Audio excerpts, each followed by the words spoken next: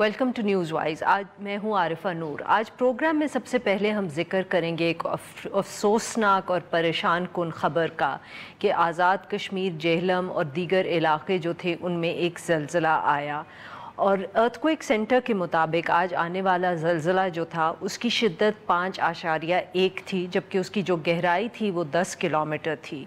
Media इत्तलात अब तक जो आ रही हैं उसके मुताबिक ज़लज़ले के अंदर एक डिस्ट्रिक्ट मीरपुर के अंदर 19 अफराद जहाँ बहक हुए हैं, जबकि बहुत सी इत्तलात ये भी हैं कि सड़कें, पुलें, नहरें और जो मकानात हैं उनको भी काफ़ी नुकसान पहुंचा है। इसके साथ साथ ये भी ख़बर आ रही है कि मंगला डैम के साथ जो नहर थी उसमें भी शगाफ पड़ा है, जिसकी वजह से नहर को बंद करना पड़ा और जो डैम से 900 मेगावाट बिजली बन रही थी उसकी भी इत्तलात आ रही हैं कि उसको डिसकंटिन्यू कर दिया गया है। कितने अरसे के लिए ये कुछ अभी तक साफ ज़ाहिर नहीं है। क्या आज हम ज़्यादा प्रिपेयर्ड हैं 2005 से to cope with such disasters? इन सब इशूज़ पे बात करने के लिए आज हमारे साथ हैं राशिदा दोहद साहिबा, जो प्रोग्राम डायरेक्टर हैं उमर असगर खान फाउंडेशन की। Welcome to the show Rashida साहिबा। Thank you very much. Rashida साहिबा, ज़लज़ला आया है, तफसीलात अभी हमें ऑब्वियसली कुछ मालूम हुई हैं और कुछ जैसे जैसे वक्त गुजरेगा मालूम होगा, बट आप क्योंकि काम करती रही हैं बहुत क्लोजली इन इलाकों के अंदर, how much have we sort of prepared ourselves? हमने कितना सीखा है 2005 के बाद as as a nation, as a society? हम कितने प्रिपेयर्ड हैं कंपेयर टू 2005 के? ऐसा जब कोई भी नेचुरल डिज़ास्टर होता है, क्या हम उसके लिए ज़्यादा तैयार हैं आज? अरफा, मेरा ख्याल है कि प्रिपेयर्डनेस के पहले तो हमें ये देखना चाहिए कि जो 2005 में जो लोग ज़लज़ले से मुतासर हुए, क्या उनकी बहाली मुकम्मल हुई है कि नहीं, और वो एक लिटमस टेस्ट हो जाता है हमें ये भी देखने के लिए कि क्या हम रिहेबिलिटेशन का जो एक पूरा प्रोसेस है, बहाली का जो पूरा प्रोसेस है उसमें करते हैं कि नहीं। तो अगर जो 2005 का जो 2005 को अभी जैसे आपने अपने ओपनिंग रिमार्क्स में बताया कि ऑलमोस्ट 14 साल हो गए हैं और अभी भी अगर आप फिगर्स देखते हैं तो मैं आपको एक फिगर गवर्नमेंट की ही फिगर्स हैं कि जहां 5700 से ज़्यादा इनको स्कूल्स बनानी थी, आप ये अंदाज़ा करें कि 14 साल के बाद भी आधी से कम स्कूल्स बनी हुई हैं। So that in itself tells you कि जो रिकंस्ट्रक्ट होने थे वो नहीं हुए। अच्छा, उसके अलावा फिर जो रिकंस्ट्रक्ट हुए भी हैं, मैं आपको एक मिसाल बटग्राम की दे देती हूँ कि एक कोले गांव है उधर, और वहाँ रिकंस्ट्रक्ट हुआ है स्कूल एरा के मुताबिक, मगर जो स्कूल है वो तो बहुत ही छोटा स्कूल बना हुआ है। तो जो उसकी जो स्टैंडर्ड साइज़ है हमारी प्राइमरी स्कूल में जो गांव में स्कूल्स होते हैं उससे बहुत छोटा स्कूल बना है। तो ये भी फिर सवाल उठता है कि अगर कुछ काम हुआ भी है तो उसका भी जायज़ा लेने उसका मयार क्या था, उसका मयार क्या है। अब प्रिपेयर्डनेस की जो बात है, यकीनन आफ्टर 2005 हमने देखा है कि एरा जो बना था उस वक्त वो अभी तक कायम है, और उसके बाद फिर era was earthquake reconstruction and rehabilitation authority जो मखसूस बनाई गई थी ज़लज़ले के लिए। और मेरे ख्याल में, सॉरी आपकी बात यहाँ काट रही हूँ, इसका शायद जो लिटमस टेस्ट है वो बालाकोट सिटी थी। अगर आप यही देख लें। सॉरी राशिदा साहिबा, हमें यहाँ लेना पड़ेगा एक ब्रेक ना, यहाँ पे लेंगे एक छोटा सा break. We'll be right back, stay with अस।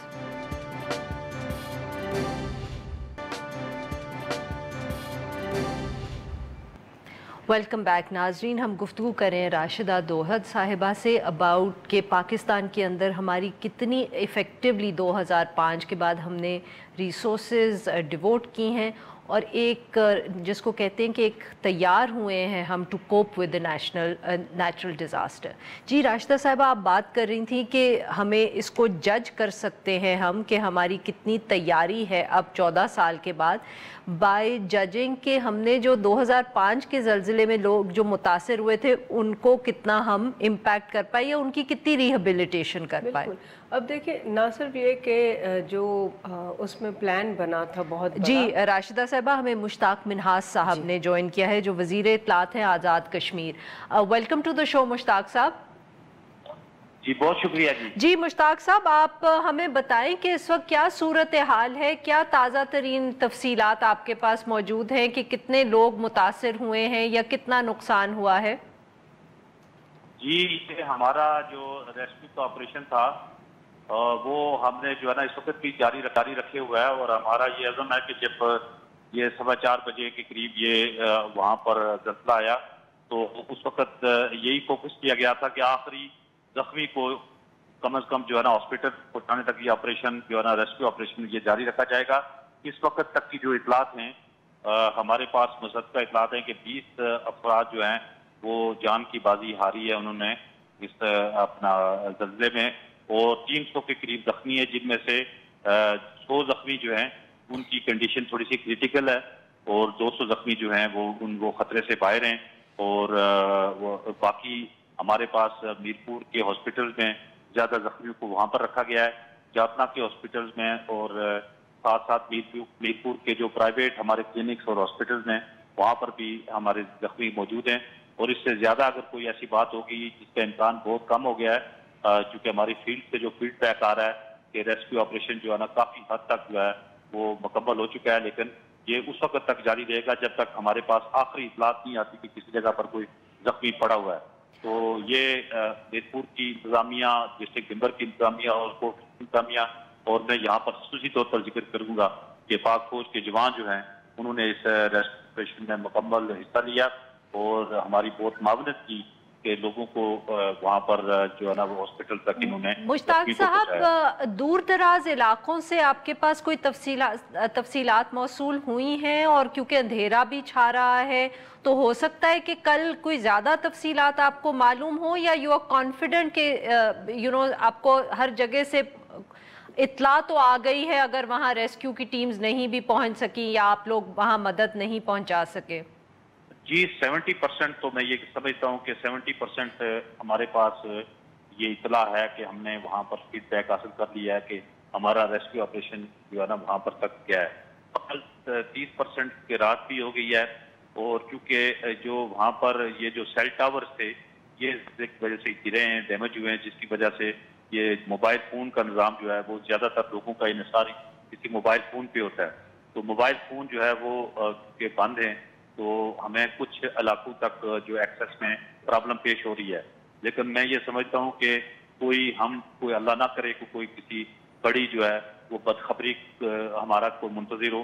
اس وقت تک جو فیلڈ سٹاف سے ہماری جو فیڈ بیک ہے کہ یہی جو 20 افراد جو ہے جاں بحق ہوئے ہیں اور 300 کے قریب جو زخمی ہاسپٹل تک پہنچے ہیں، ان میں سے ظاہر ہے 19-20 کے فرق کے ساتھ جو ہے نا یہی صورتحال رہے گی، لیکن یہ ظاہر ہے رات کو بھی یہ آپریشن جاری رہے گا۔ پاک فوج کے جوان بھی موجود ہیں فیلڈ میں، اور متاثرہ علاقوں میں ہماری بھی ٹیمیں موجود ہیں، اور جو ڈیزاسٹر مینجمنٹ اتھارٹی ہے اور محکمہ صحت آزاد کشمیر ہے، اس کے ڈاکٹر، نرسز، پیرامیڈیکل سٹاف، یہ سارے جو ہے اس وقت وسائل آزاد کشمیر کے کسی آپریشن پر جو ہے نا وہ مرتکز کیے ہوئے ہم نے فوکس کیا ہوا ہے، تو انشاءاللہ یہ صبح تک جاری رہے گا، اور ہم یہ کوشش کریں گے کہ 100% علاقے کو جب تک خود اس کو مانیٹر یا اس کو ہم جو ہے وہ فیلڈ پہ جا کے آن گراؤنڈ وہاں پر صورتحال نہ لے، یہ اسی طرح جاری رہے گا۔ مشتاق صاحب، تو جو آپ نے بات کی ہے ڈاکٹرز کی اور پیرالیگلز کی، کیا آپ کا خیال ہے کہ جو مقامی ہسپتال ہیں اور جو وہاں پرائیویٹ کلینکس ہیں وہ مینیج کر پائیں گے، یا آپ لوگ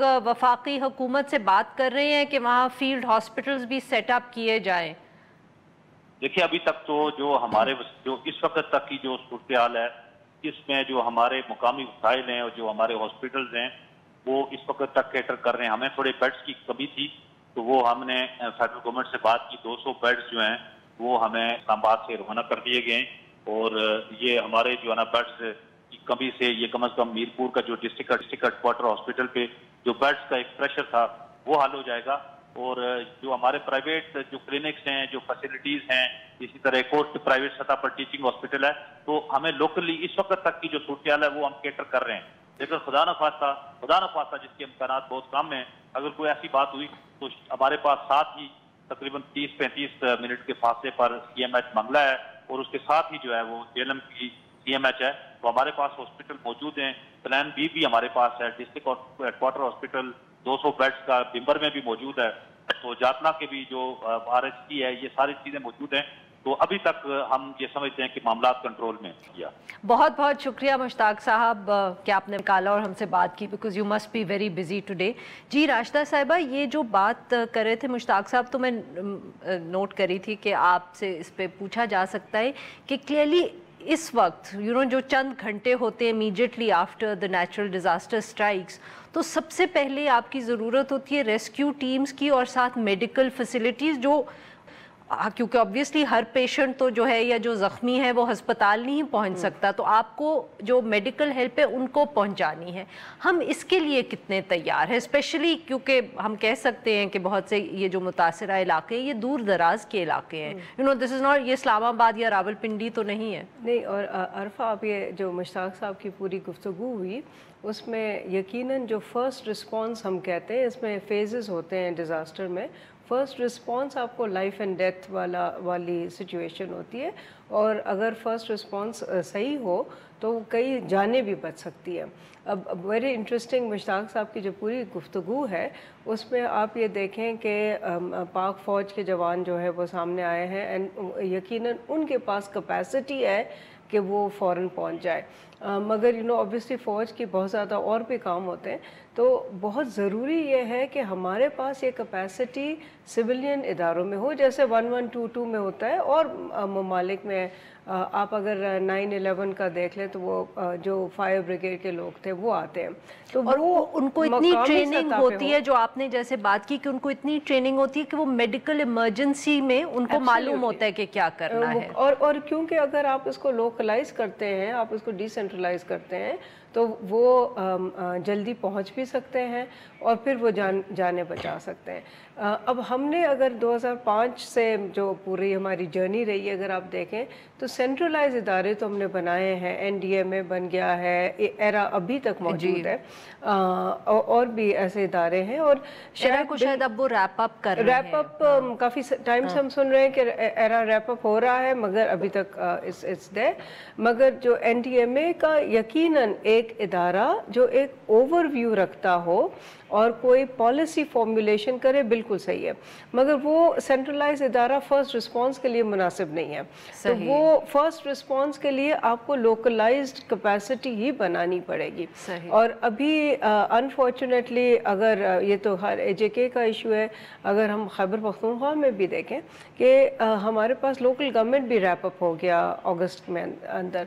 तो अगर आप 2005 को याद करें तो 2005 के ज़लज़ले में लोकल गवर्नमेंट मौजूद थी, तो एटलीस्ट लोग अपने काउंसलर्स तक पहुंच रहे थे, काउंसलर्स आके भी कुछ काम कर सके थे। सो हमें डिसेंट्रलाइज सिस्टम्स जो हैं उसके ऊपर इन्हिसार करना चाहिए, और इसके ऊपर फिर हमें इन्वेस्ट करना है कि फ़र्स्ट रिस्पांस होता क्या है, अब किस तरीके से लोगों की जान बचाते हैं, क्या करते हैं, उसकी भी एक पूरी एक ट्रेनिंग की ज़रूरत है। अब हमारे यहाँ 1122 है, मगर उसकी रीच पूरे पाकिस्तान में नहीं है। बहुत बहुत शुक्रिया राशिदा साहिबा, आपने हमसे। नाज़रीन, अब लेंगे यहाँ पे एक छोटा सा ब्रेक, और जब हम ब्रेक से वापस आएंगे तो हम बात करेंगे वज़ीर आज़म का जो दौरा है अमेरिका का, और जो यूनाइटेड नेशंस की जनरल असेंबली में कश्मीर का उन्होंने इशू उठाना था, चाहे वो उनकी स्पीच हो जनरल असेंबली के अंदर या जो वहाँ वो मुलाकातें कर रहे हैं। Stay with us.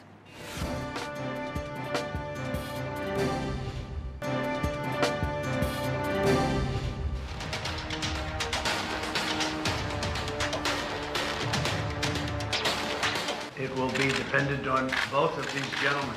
One without the other doesn't work if you're going to do mediation or if you're going to do an arbitration. But certainly I would be willing to help if both wanted, if both Pakistan, let's say, and India wanted me to do that. I am ready, willing, and able. But unfortunately, India is refusing to talk to us. So in this situation, I feel that this is the beginning of a crisis. I honestly feel that this crisis is going to get much bigger, what is happening in Kashmir.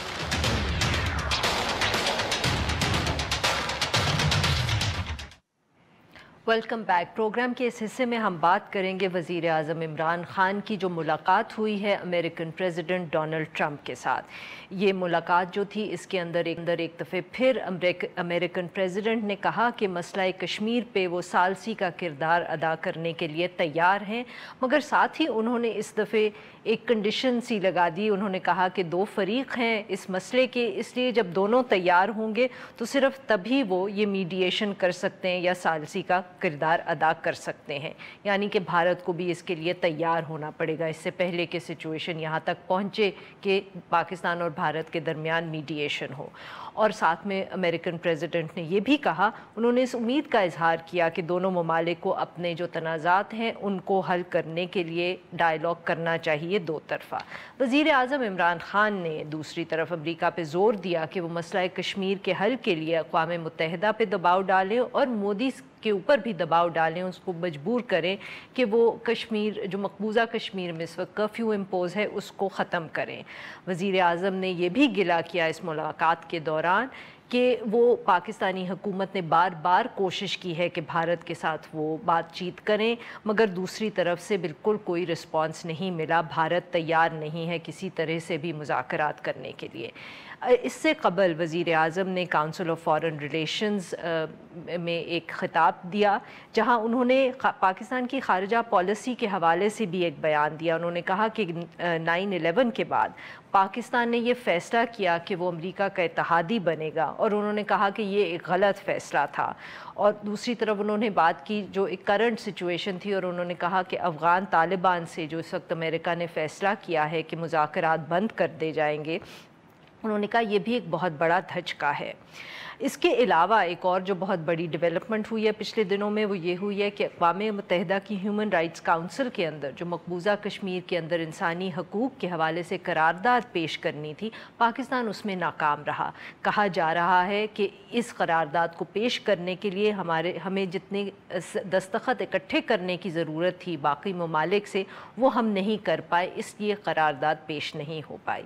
इन सब issues पे बात करने के लिए आज हमारे साथ मौजूद हैं डॉक्टर रिफ़त हुसैन जो एक माहिर हैं बैनुल-अक़वामी अमूर के, और अशरफ जहांगीर काजी साहब जो साबिक सफ़ीर हैं बराए अक़वाम मुत्तहिदा। Welcome to the show both of you. जी डॉक्टर रिफ़त हुसैन, आपसे शुरू करेंगे। जो डोनाल्ड ट्रंप साहब से गुफ्तगू हुई, एक दफ़े फिर उन्होंने बहुत वार्मली ग्रीट किया और बात की हमारे वज़ीर आज़म से, मगर इस दफ़े लग रहा है कि जैसे उन्होंने एक कंडीशन सी डाल दी है मीडिएशन की। पहले वो ऑफ़र जो करते थे वो एक अनकंडीशनल सी ऑफ़र थी कि I am ready to mediate, but अब वो कह रहे हैं अगर दोनों ममालिक तैयार हो। डू यू थिंक कि ये तब्दीली उनकी स्टांस में आई है और अभी जस्ट रीडिंग टू मच, बाल की खाल उतारने की बात कर रहे हैं? We are reading too much into it, और जो ऑप्टिक्स के लिए उन्होंने ये बात कह दी है, लेकिन इससे बुनियादी तौर पे अमेरिका की जो फॉरेन पॉलिसी का थ्रस्ट है उसके अंदर कोई फ़र्क नहीं पड़ता, क्योंकि हमें बहुत बड़ी एक स्ट्रेटेजिक कन्वर्जेंस अमेरिका और हिंदुस्तान के दरमियान नज़र आ रही है, जो कि अब बहुत पहले से शुरू हुई थी। मार्च 2000 में जब क्लिंटन साहब वहाँ पे गए थे तो एक विजन स्टेटमेंट उन्होंने साइन की थी। उस वक्त से लेके बतदरीज अमेरिका जो है वो इंडो यूएस डील भी की, इंडो यूएस स्ट्रेटेजिक पार्टनरशिप का भी कॉन्सेप्ट जो चला, तो उसके वाले से अमेरिका जो है वो शराकत दारी कर रहा है हिंदुस्तान के उस एजेंडा को प्रमोट करने के लिए जो कि हिंदुस्तान का साउथ एशिया के अंदर है। और वो मेरा नहीं ख्याल कि हमें पाकिस्तान को कोई ज़्यादा इस बात से तकवीत मिलती है कि हम ये कहें कि डोनाल्ड ट्रंप ने कह दिया। और फिर आपने कंडीशनैलिटी की बात की, वो भी बड़ी अहम है कि अगर इंडिया राज़ी हुआ तो मतलब ये है कि अगर आपने इंडिया और आप रिकग्नाइज करें कि एक डिस्प्यूट इंटरनेशनल डिस्प्यूट है, अगर इसके ऊपर भी अगर आपको मीडिएशन की ज़रूरत है तो क्या यूएन से बेहतर मीडिएटर कौन हो सकता है इस मामले के को तस्वीर करवाने के लिए? अशरफ जहांगीर काजी साहब, यही जो बात फिर डॉक्टर रिफ़त हुसैन साहब ने की है कि क्या सचमुच the UN is a better option for us in terms के वो मीडिएशन कर सकते हैं? क्या हम इतनी एक्सपेक्टेशंस अमेरिका से तो डेफिनेटली नहीं लगा सकते, बट क्या यूनाइटेड नेशन से लगा सकते हैं हम इतनी उम्मीदें कि वो हमारी मदद कर सकते हैं? यूनाइटेड नेशंस जो है वो सिक्योरिटी काउंसिल के मुताबिक ही जा सकता है, जहाँ बिग पावर्स का वीटो है तो वो और फिर ये चैप्टर 6 और चैप्टर 7 की बात आ जाती है। अब दरअसल आपकी बात बिल्कुल 100% सही है, मैं बिल्कुल इत्तेफाक करता हूँ। ट्रंप साहब तो उनकी अपनी शख्सियत है और जहनीत है, जो सुबह को कहते हैं वो दोपहर को बदल जाता है और फिर से शाम को तीसरी बात करते हैं, तो उनके ऊपर रिलाई करना तो एक यानी कि ज़्यादा हिकमत की बात नहीं होगी। सर मैं जहांगीर साहब की बात काट रही हूँ, अशरफ जहांगीर काजी साहब की, कि what is facilitation, if you कुछ तफसीलात हमसे शेयर करें। तफसीलात के हवाले से जाने से पहले एक कंसेप्चुअल पॉइंट है जो कि मेरे ख्याल में हमारे लिए समझना बहुत ज़रूरी है कि अमेरिका ने जो सालसी की पेशकश किया जिसको वो मीडिएशन या आर्बिट्रेशन कह रहे हैं, वो जहाँ कहीं भी इन्होंने इस हवाले से बात की है तो वो इन्होंने अपने मफादात को प्रोटेक्ट कर ली कि America has never been an honest broker. If you look at the history, Middle East बहुत अच्छा एग्जांपल है। तो वो The only time अभी अफगानिस्तान में हम देख रहे हैं, अफगानिस्तान में आप देख रहे हैं कि किस तरीके से उन्होंने धचका पहुंचाया अफगान अमन के जो मुज़ाकरात हो रहे थे, उसमें सरासर उनकी अपनी बेवकूफ़ी है, उनके अपने मफादात हैं, तो वो नहीं चाहते थे कि इस हद तक बात को आगे ले जाए। तो इस पास्ट एक्सपीरियंस को मद्देनज़र रखते हुए मेरे ख्याल में अमेरिका की तरफ से फैसिलिटेशन की या मीडिएशन की जो आर्बिट्रेशन की जो ऑफ़र है उसको Pakistan should take it with huge pinch of salt. अब ये है कि इसके बावजूद आपने जो सवाल पूछा कि वो मीडिएशन किस किस्म की कर सकते हैं, उसके अंदर होता ही है कि आप दोनों पार्टीज़ को एक किसी बैकडोर डिप्लोमेसी के ज़रिए आप कुछ उन दोनों के दरमियान कुछ एक ब्रिज का काम करें। सही। वो away from the public gauge तो आप ब्रिज का काम करते हैं, लेकिन हमें तो ये भी नहीं नज़र आ रहा। अब हमें ये वाज़ेह तौर पर नज़र आ रहा है कि अमेरिका का एजेंडा जो है वो इंडिया के एजेंडा से बिल्कुल मुख्तलिफ नहीं है। ये for the first time in history of post cold war हुआ है कि जब एक बड़ी ताकत एक उभरती हुई रीजनल पावर के एजेंडा को सपोर्ट करने के लिए काम कर रही है, and that's the entire purpose of Indo US strategic alliance. तो वो जो मफादात है उनकी जो कन्वर्जेंस है, जैसे मैंने पहले कहा, तो वो पाकिस्तान के अगेंस्ट जाती है। तो पाकिस्तान को किसी किस्म की तकवीयत इस बात से नहीं होनी चाहिए कि अमेरिका जो है वो मीडिएशन करेगा या नहीं करेगा। तो जैसे कि काजी साहब ने बड़ा करेक्टली कहा कि मीडिएशन के तरीके जो वो यूएन के चार्टर के फ्रेमवर्क के अंदर, लेकिन यूएन के चार्टर के फ्रेमवर्क को जाने से पहले इंडिया को रिकग्नाइज करना चाहिए कि Kashmir is a disputed territory. जब तक इंडिया इस फंडामेंटल रियलिटी को तस्लीम नहीं करता या इससे जो है वो मफर करके पाकिस्तान से कोई बात करते हैं, then Pakistan will be only harming itself. जी नाज़रीन, यहाँ पे लेंगे एक छोटा सा ब्रेक, और जब हम ब्रेक से वापस आएंगे तो हम अपने दोनों मेहमानों से गुफ्तगू जारी रखेंगे। स्टे विद अस।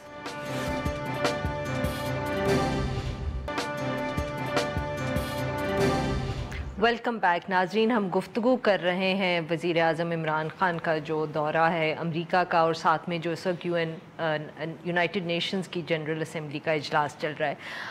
अशरफ जहांगीर काजी साहब, एक बहुत बड़ी जो डेवलपमेंट पिछले दिनों में हुई है वो यही है कि जो ह्यूमन राइट्स काउंसिल में हमने एक करारदाद पेश करनी थी वो हम नहीं कर पाए, और कहा जा रहा है कि उसके लिए जितने दस्तखत हमें चाहिए थे दीगर ममालिक से वो हम जमा नहीं कर पाए। आपके ख्याल में क्या ये सचमुच इतनी बड़ी नाकामी है जिस तरह लोग इसकी बात कर रहे हैं? एक डिसअपॉइंटमेंट है, सेटबैक है, लेकिन वैसे मैं बिल्कुल इसको यानी कि इतनी बड़ी नाकामी नहीं है। हमने सिफारतकारी को जारी रखना है, उसको तेज़ भी करना है, डू मोर भी करना है। सिफारतकारी जो मैं हमें खुद कहना चाहिए we need to do more, इसको इंटेंसिफाई करने के लिए।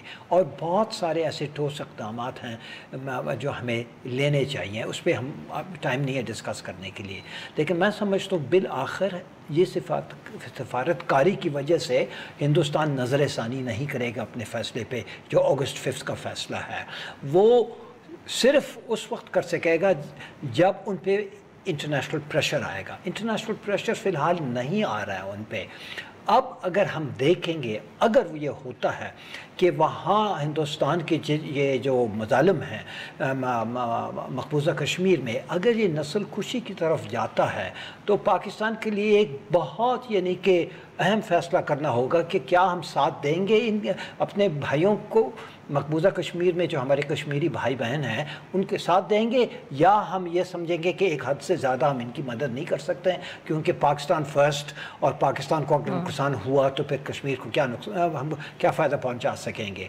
ये बहुत अहम है ये सवाल, और इस सवाल का जवाब अब तक वाज़ेह नहीं है। इसलिए कश्मीरियों के दिल में भी अभी थोड़ी बहुत वो है कि पाकिस्तान कहाँ तक जाएगा हमारी मदद के लिए। वो तो मर मिटने के लिए तैयार हैं, वो तो हिंदुस्तान option لیکن کوئی نہیں ہندوستان اگر جینوسائڈ کی طرف جائے، انہیں معلوم ہے کہ یہ جو احتجاج ہے، یہ جنگ آزادی ہے، یہ مجاہدین جو ہیں، یہ تو بالکل عوام کا حصہ ہے. تو اس لیے وہ جو ایک کانسیپٹ ہوتا ہے ایمپٹینگ دا فش بول، کہ جس پانی میں وہ تیرتے ہیں وہ پانی ہی کو نکال دو، اس کو جینوسائڈ کہتے ہیں. اگر وہاں تک نوبت پہنچتی ہے تو پھر پاکستان کا کیا موقف ہوگا؟ اس سوال سے ہم تھوڑے بہت گریز کر رہے ہیں، جو کہ نہیں کرنا چاہیے. کسی کو ڈارک میں رکھنا نہیں چاہیے ہمیں، کہ اس صورتحال میں پاکستان ایک ہی جواب ہونا چاہیے پورے ملک کا. ڈاکٹر صاحب، آپ یہ کمنگ بیک ٹو دا جو ہم نہیں قرارداد پیش کر پائے، I'll bring the same question to you. Do you think کہ یہ ایک فیلئر تھا یا ناکامی تھی ہمارے لیے؟ اس سے دو چیزیں بڑی واضح ہیں. ایک تو یہ ہے کہ انٹرنیشنل کمیونٹی کا یا جو لوگ اس کے ہیومن رائٹس کونسل کے ممبر ہیں، ان کا موڈ کیا ہے. پاکستان نے بڑی تگ و دو کی، بڑی زور لگایا، ہماری سفارتکاری بڑی متحرک، بڑی فعال تھی، لیکن وہ نتیجہ برآمد نہیں ہوا. ہمیں وی ور شارٹ آف 6 ووٹس، وہ ہمیں اگر 48 ووٹ مل جاتے تو وہ پھر وہ، تو اس کا مطلب یہ ہوا کہ آن بیلنس 3 ووٹوں کا مسئلہ تھا. اگر وہ 3 ان کی طرف نہیں گئے یا تو وہ کلیش، تو یہ ایک فیلئر تو ہے، ایک سیٹ بیک بھی ہے، اور انڈیا اس کو پلے کرتا ہے. اگر ہم ریزولوشن کرنے میں کامیاب ہو جاتے، اس سے پاکستان کی جو ہیومن رائٹس کے لیے جو پوزیشن جو ہے وہ لیجیٹمائز ہو جاتی تھی انٹرنیشنل کمیونٹی کے سامنے سے. اس کی وجہ سے میں تھوڑا سا قاضی صاحب سے اختلاف کروں گا کہ یہ جو سیٹ بیک ہمیں ہوا ہے، اس کی 2 بڑی ڈائمینشن ہے کہ it indicates the mood of the international community 1، اور نمبر 2 کہ اس کی وجہ سے پاکستان کو جو لیجیٹمیسی حاصل کرنی تھی، جو انٹرنیشنل ایکسیپٹنس اپنی پوزیشن کے لیے حاصل کرنی تھی، وہ پاکستان کو حاصل نہیں ہوئی. اور انڈیا از پلئنگ آن دس. انہوں نے بڑی کوشش کی اور بڑا زور لگایا کہ پاکستان جو ہے وہ جیتے، اس کو سگنیچر چاہیے تھے وہ اکٹھے کرنے میں ناکام ہو جائے. اور یہ کوئی ایک پہلی دفعہ نہیں ہوا. آپ کو یاد ہوگا کہ آج سے 10-11 سال پہلے، اس وقت تو Iran was heading the UN council, تو انہوں نے کہا جی کہ آپ پاکستان کو، انہوں نے کہا جی کہ آپ ریزولوشن پیش نہ کیجیے گا کہ اس کے حق میں آپ کو 4 ووٹ بھی نہیں ملیں گے. اب تو کچھ ہی حد تک ہمیں زیادہ ووٹ مل گئے ہیں، تو وہ میرے خیال میں، لیکن but we must make we should push the international community. So basically جو we must keep on it. ایک دفعہ اگر ہم ناکام ہوئے، جیسے ہندوستان کے مظالم بڑھتے جائیں گے، ہمیں ہمارے لیے موقع پیدا ہوتے جائیں گے. if I can be asked، آپ دونوں کا لگ رہا ہے کہ جیسے یہ ایک انسپوکن کنکلوژن ہے کہ یہ مظالم بڑھیں گے، یہ جو سچویشن ہے اس وقت مقبوضہ کشمیر میں، یہ سیٹل ڈاؤن ہونے کے کہیں قریب نہیں ہے. بہت بڑھے گا. دیکھیں انڈیا کا، اگر مجھے تھوڑی سی یاد ہے، انڈیا کا ذہن بڑا واضح، they are going for the final solution. اس کو آپ کہتے ہیں کہ فائنل کل جو ہے، اس کا مطلب یہ ہے کہ کشمیریوں کی ریزسٹنس کو، ان کی ول کو بریک کیا جائے. ان کو پاکستان سے کسی قسم کی امداد اگر ملتی بھی ہے تو اس کے اوپر پابندیاں لگائی جائیں، اس کے اوپر اتنا واویلا مچایا جائے. اور آپ نے کیا کہا کہ یہ ہم جو کہتے ہیں نا، ہم نے کسی پرائم منسٹر نے کہا کہ ہم کسی ایک بندے کو بھی جانے کی اجازت نہیں دیں گے، تو وہ جو انڈین آرمی چیف وہ کیا کہہ رہا ہے کہ اس کے مطابق، ان کے مطابق، یہ پاکستان کے اوپر الزام تراشی ہے کہ 500 بندے وہ تیار بیٹھے ہیں اور وہ انڈیا کے مقبوضہ کشمیر کو گھسنے کے تیار ہیں. تو یہ پاکستان ڈسپائٹ اس public disavowal of the کہ ہماری طرف سے کوئی بھی بندہ نہیں جا رہا، تو اس کے اوپر وہ الزام کیا حد تک تو آپ کے تیار ہیں. اور یہ بھی بڑی ایک میرے خیال میں واضح ہے کہ انہوں نے جو مودی صاحب نے اپنی تقریر کی، اس کے انہوں نے کہا جی پاکستان کا ایپی سینٹر آف ٹیررزم قرار دیا. انہوں نے کہا جی وی ول کم بیک، اور اگر اس قسم کی واردات جاری رہی تو we'll come back and hit you hard. تو what do you mean by hitting hard؟ ہم جب کچھ کر ہی نہیں رہے ہیں اور آفیشیل پالیسی ہے کہ کسی کو کراس نہیں کرنا. یہ جو انہوں نے فائنل سولوشن کی بات کی، یہ بالکل کریکٹ فریز ہے، اور اس کا تعلق پھر وہ Hitlerian final solution which means genocide, holocaust. اور انہیں معلوم ہے کہ دشمن ان کا وہ نہیں ہے جو فریڈم فائٹرز ہے، دشمن ان کے وہ عوام جو مقبوضہ کشمیر میں ہیں.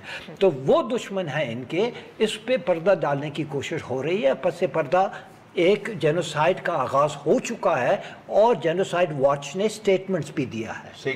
تو آپ دونوں سے پھر سوال یہی ہے کہ دیٹ بیسکلی مینس کہ ہم شاید اگر ویلی کے اندر، مقبوضہ کشمیر کے اندر جو پالیسی ہے اس کو تبدیل تو شاید ہم نہ کر پائے، پر انٹرنیشنلی ہم جتنا بھی اوپینین جو ہے گیلونائز کر سکتے ہیں وہ ضروری ہے. جب دنیا دیکھے گی کہ پاکستان از سیریس، کہ یہ چیز جو ہے، کیونکہ پاکستان کو کہنا پڑے گا اگر آپ نسل کشی پہ اترتے ہیں پاکستان آپ کو روکے گا.